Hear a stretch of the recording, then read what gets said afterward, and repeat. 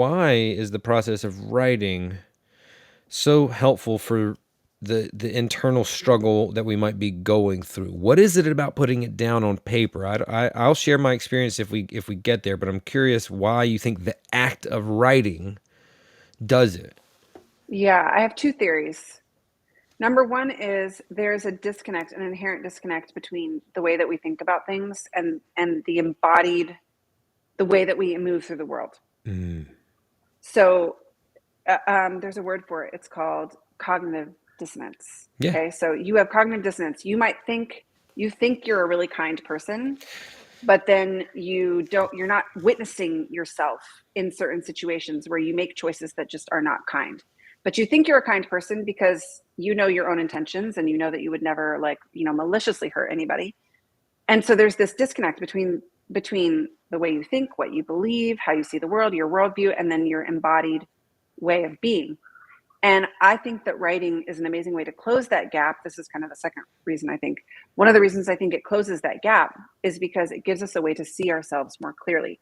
My therapist told me years ago that her definition of mental health is a radical commitment to truth at all costs.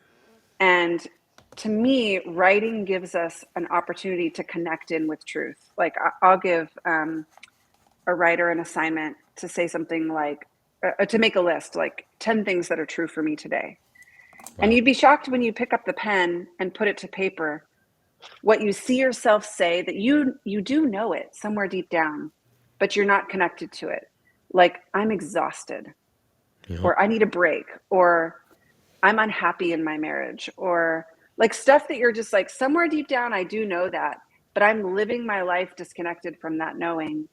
And writing brings us back into contact with that knowing. And so, the data shows that writing improves our mental and emotional health in a ton of ways. Like, people who write regularly are more likely to report being happier in their romantic partnerships.